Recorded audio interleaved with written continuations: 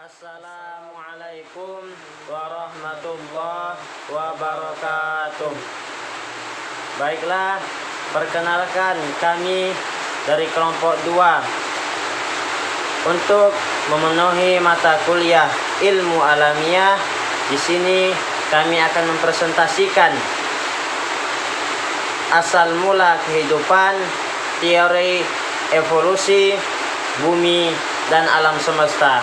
Adapun anggota kelompok kami, yang pertama saudari Ernita, dan yang kedua saudara Ali Sofian, dan yang ketiga saya Ilham Hamdi. Assalamualaikum warahmatullahi wabarakatuh. Perkenalkan, nama saya Ilham Hamdi. Saya akan mempresentasikan asal mula kehidupan, teori evolusi. A. Pengertian biologi dan evolusi. Istilah biologi diambil dari bahasa Belanda, biologi, yang juga diturunkan dari gabungan kata bahasa Yunani. Bios artinya hidup dan logos artinya ilmu. Jadi, biologi ialah ilmu yang mempelajari segala hal berhubungan dengan makhluk hidup atau kehidupan. Kajian biologi sebagai ilmu sangat luas, meliputi seluruh makhluk hidup, baik uniseluler. Apa itu uniseluler? Uniseluler adalah makhluk hidup yang terdiri dari satu sel tunggal. Contohnya yang termasuk organisme bersel satu, yaitu ameba atau amoeba, jamur seperti ragi, bakteri, dan lain-lain. Dan ada juga multiseluler. Apa itu multiseluler? Multiseluler ialah suatu istilah biologi untuk organisme yang mempunyai banyak sel. Organisme jenis ini biasanya dapat dilihat dengan mata telanjang. Contohnya, multiseluler adalah hewan dan tumbuhan yang berada di darat, yang hidup di daratan, di laut, atau di udara. Ilmu biologi sangat berpengaruh dan berguna bagi kehidupan manusia. Biologi banyak digunakan untuk berbagai bidang kehidupan seperti pertanian, peternakan, perikanan, kedokteran, dan lain-lain sebagainya. Evolusi merupakan proses perubahan makhluk hidup secara lambat dalam waktu yang sangat lama, sehingga berkembang menjadi berbagai spesies baru yang lebih lengkap struktur tubuhnya. Ada 2 macam evolusi, yaitu evolusi progresif dan evolusi regresif. Evolusi progresif merupakan proses evolusi yang menuju kemungkinan dapat bertahan hidup sehingga menghasilkan spesies baru. Evolusi regresif merupakan evolusi menuju kemungkinan mengalami kepunahan. Yang B. Teori asal-usul kehidupan. Teori evolusi biologi. Yang pertama, teori evolusi biologi. Oparin dalam bukunya Asal Mula Terjadinya Kehidupan atau The Rise of Life mengemukakan bahwa asal-usul kehidupan terjadi di lautan melalui pembentukan senyawa-senyawa organik dari senyawa-senyawa sederhana seperti H2O, C2, CO2, CH4, NH3, dan H2 yang memang berlimpah pada saat itu. Teori evolusi biologi dan asal-usul kehidupan. Teori asal-usul kehidupan di bumi selanjutnya adalah teori evolusi yang dikemukakan oleh Oparin. Ia menyebutkan bahwa kondisi bumi yang berkembang sehingga mendukung kehidupan makhluk hidup. Makhluk hidup sederhana. Di awal kehidupan berasal dari komponen-komponen penyusun kehidupan. Makhluk hidup sederhana berevolusi menjadi makhluk hidup yang lebih kompleks.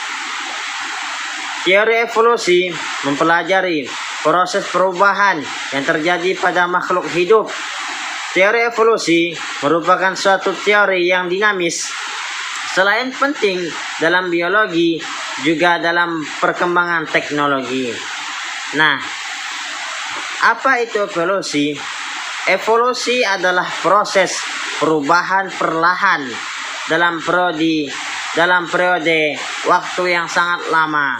Adapun tokoh-tokoh evolusi, yang pertama Charles Darwin. Menurut Charles Darwin menyatakan bahwa spesies berasal dari spesies sebelumnya dan evolusi merupakan hasil dari seleksi alam. Yang kedua, menurut Lamarck menyatakan bahwa evolusi merupakan hasil dari adaptasi organ tubuh terhadap lingkungan dan diwariskan kepada keturunannya. Yang ketiga, menurut Weismann menyatakan bahwa evolusi merupakan gejala seleksi alam terhadap faktor genetik dan adaptasi organ terhadap lingkungan, tidak diwariskan. Assalamualaikum warahmatullahi wabarakatuh. Baiklah, kami di sini melanjutkan presentasi A. Bumi. 1. Bumi sebagai planet. Sebelum tahun 140, bangsa Babilonia percaya bahwa bumi adalah pusat alam semesta. Bumi dianggap sebagai suatu gunung yang berongga di bawahnya dan dipotong oleh saudara. Yang 2, umur bumi. Manusia hidup di muka bumi ini lamanya tidak lebih dari 100 tahun dan sudah ada beberapa generasi yang hidup di bumi ini. Mari kita mencari informasi sebenarnya umur bumi ini sudah beberapa tahun. A. Teori sedimen. Perhitungan usia bumi berdasarkan teori ini adalah dengan melihat ketebalan lapisan sedimen yang membentuk batuan. Yang B. Teori kadar garam. Usia umur bumi dapat diduga berdasarkan kandungan garam di laut. Yang C. Teori termal. Teori ini menggunakan dasar perhitungan suhu bumi. Mula-mula bumi merupakan batuan yang sangat panas. Kemudian lama-kelamaan mendingin.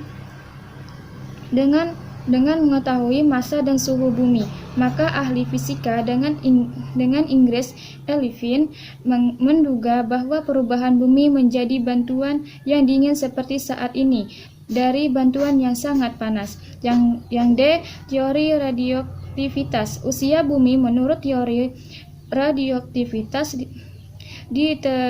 dideteksi melalui waktu peluruhan unsur-unsur radioaktif. Yang 3, struktur bumi. Bumi memiliki 4 lapisan, yaitu A. Atmosfer lapisan udara. Yang 1, evolusi atmosfer.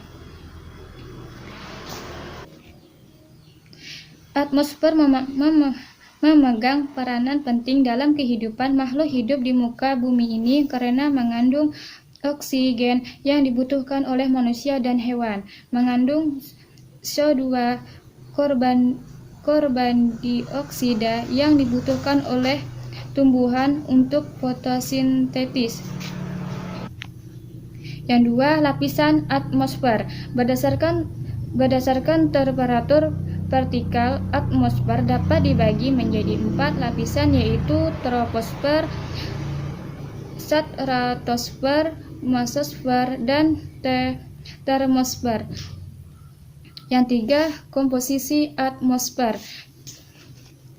Campuran gas yang ada pada lapisan atmosfer tidak tampak dan tidak berwarna. Ada 4 gas utama dalam jumlah besar di atmosfer, yaitu nitrogen, oksigen, dan karbon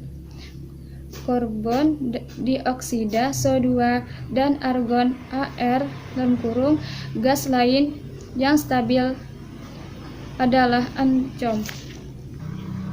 Yang B, hidrosfer lapisan air. Dengan adanya siklus hidrologis menyebabkan adanya kehidupan di dalam air dan air laut menjadi asin rasanya. Yang C, litosfer kulit bumi, kerak bumi. Kulit bumi memiliki dua lapisan, yaitu lapisan Si dan Al dan lapisan Si dan Ma. Kulit bumi terdiri dari zat pada yang dinamakan bantuan. Yang D, sentrosfer, Marsfer inti bumi. Bumi tersusun dari unsur nikel dan ferrum. Satu, anti luar. Lapisan inti luar terdiri dari logam cair dan dapat membangkitkan medan magnet bumi. 2, anti dalam. Tersusun dari logam padat, walaupun suhunya mencapai 6000 Celcius area.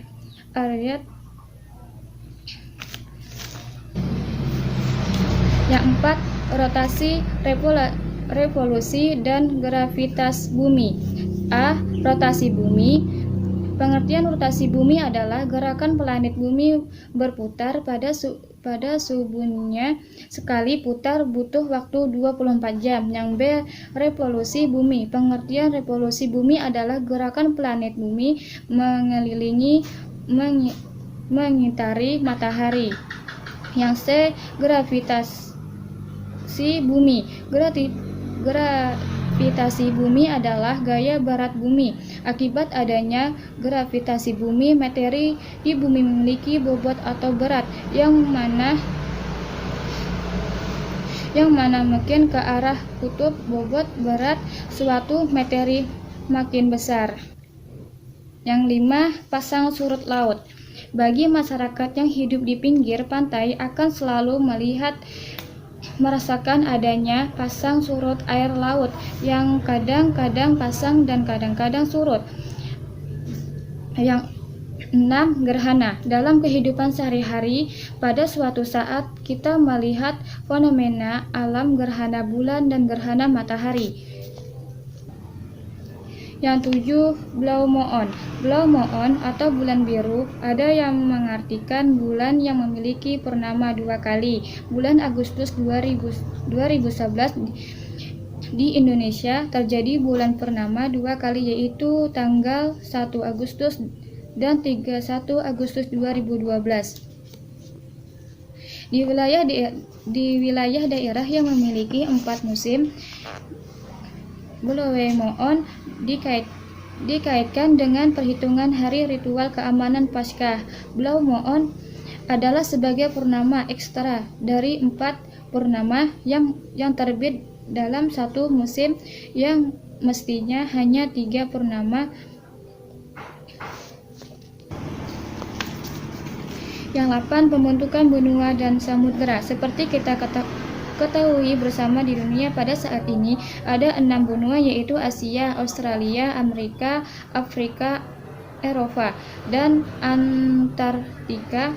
Lalu bagaimana bentuknya ke-6 benua itu? Yang pertama, pembentukan benua.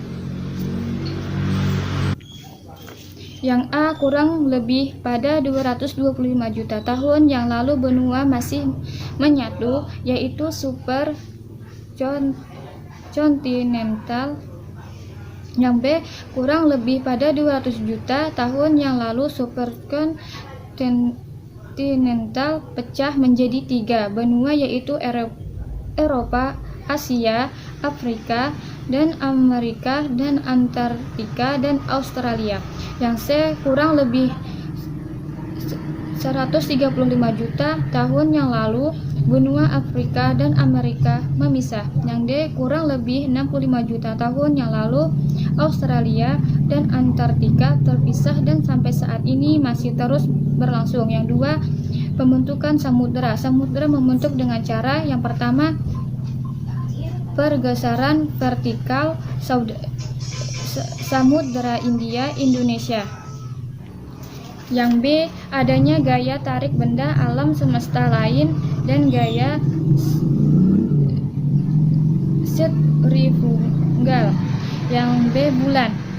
1. Bulan sebagai satelit bumi. Bulan merupakan satu-satunya satelit bumi berdiameter 3.746 km, 2.159 miliar, atau kurang lebih 0,25 kali ukuran bumi dengan massa tambah 1% massa bumi.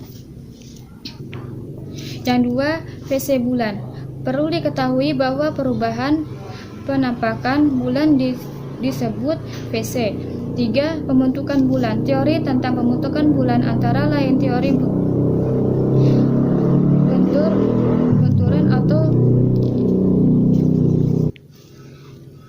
atau umbukan dan teori kondensasi. Yang C, alam semesta.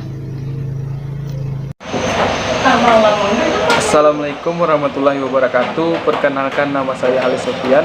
Saya akan melanjutkan makalah dari kelompok kami, yaitu tentang alam semesta. Di alam semesta ini terdapat banyak galaksi. Ada salah satu galaksi yang bintangnya matahari, yaitu galaksi Bima Sakti. 1. Terbentuknya alam semesta. Bagaimana alam semesta ini terbentuk? Ada beberapa teori, antara lain 1. Teori ledakan atau juga disebut teori Big Bang. Yang kedua, teori keadaan lunak. Yang ketiga, teori osilasi. 2. Terbentuknya galaksi. Yang ketiga, terbentuknya tata surya. A. Nebula, kabut, mula-mula bergolak, turbulen, tidak diam. Gerakan nebula ini membantu dalam pembentukan planet. Yang B, pembentukan planet sekurang-kurangnya melalui dua proses, yaitu pembentukan planet fisimal, kemudian protoplanet, atau juga disebut gumpalan kabut gas. 4. Bagian-bagian tata surya dan karakteristiknya. Tata surya terdiri dari matahari, 9 planet, satelit, komet, dan asteroid. A. Matahari. Matahari merupakan salah satu dari sekian bintang di Bima Sakti, adalah pusat peredaran tata surya matahari. Dikelilingi oleh planet Merkurius, Venus, Bumi, Mars, Jupiter, Saturnus, Uranus, Neptunus, dan Pluto. Sesuai perkembangannya, ilmu pengetahuan sampai saat ini baru diketahui 9 planet, yaitu Merkurius, Venus, Bumi, Mars, Jupiter, Saturnus, Uranus, Neptunus, Pluto, dan planet baru. 3. Satelit. Dari 9 planet yang memiliki satelit terbanyak adalah Jupiter, yaitu 17 kali planet Saturnus, 9 satelit Uranus, 5 satelit Neptunus, 2 satelit Mars, memiliki 2 satelit Pluto, 1 satelit, dan Bumi 1 sel. 4. Komet. Kita pada suatu waktu malam hari mungkin pernah melihat bintang berekor. 5. Asteroid. Antara orbit planet Mars dan Jupiter, dan sabuk atau juga disebut belt asteroid, yaitu ribuan planet kecil dan pecahan-pecahan yang asalnya masih diperdebatkan. Beberapa asteroid memiliki orbit kecil seperti Adonis, Apollo, dan Hermes titik. Tetapi ada satu asteroid yang memiliki orbit besar, adalah Hidalgo.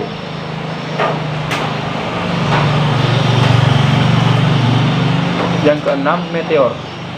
Kita sering membaca berita di media cetak ataupun melihat di TV adanya meteor yang jatuh ke muka bumi. Apa sebenarnya meteor itu? Meteor itu adalah fenomena emisi cahaya dalam atmosfer bumi.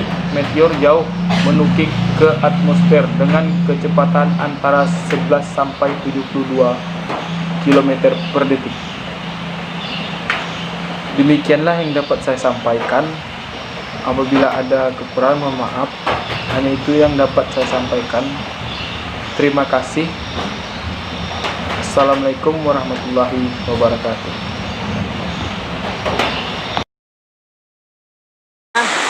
Adapun kesimpulan asal mula kehidupan, teori evolusi bumi dan alam semesta.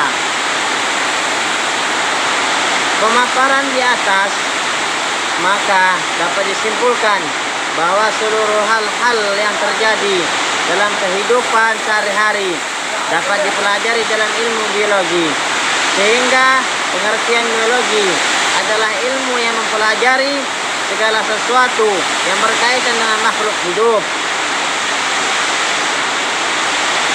Biologi berdiri dari sebuah ilmu karena memiliki metode, yaitu metode ilmiah. Metode ilmiah membuat ilmu bersifat logis,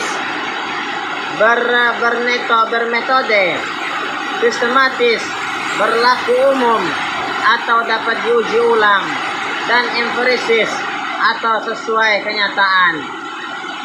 B. Saran. Presentasi kami ini kami serahkan kepada penonton, pembaca untuk dipelajari, dan kami mengharapkan suara-suara yang berfaedah atau pemikiran-pemikiran yang bagus untuk memperbaiki segala sesuatu yang masih kurang dalam video presentasi kami ini. Kami tidak lupa mengucapkan terima kasih sebanyak-banyaknya kepada siapa saja yang menonton video ini, yang membaca, yang bertanya, dan yang menambahkan pengertian dari kami mengenai biologi, asal mula kehidupan, yang lebih khusus pada bagian pembahasan pengertian biologi, asal mula kehidupan, teori evolusi bumi dan alam semesta, serta kajian tentang teori dari para ahli yang kami masukkan di dalam penulisan atau di dalam video ini. Terima kasih kepada teman-teman yang telah menyaksikan video presentasi kami ini. Mohon maaf kepada teman-teman apabila ada kesalahan dalam mempresentasikan video kami ini. Dan jangan lupa like, comment, and subscribe. Thank you for watching this video. And the last issue, Assalamualaikum warahmatullahi wabarakatuh.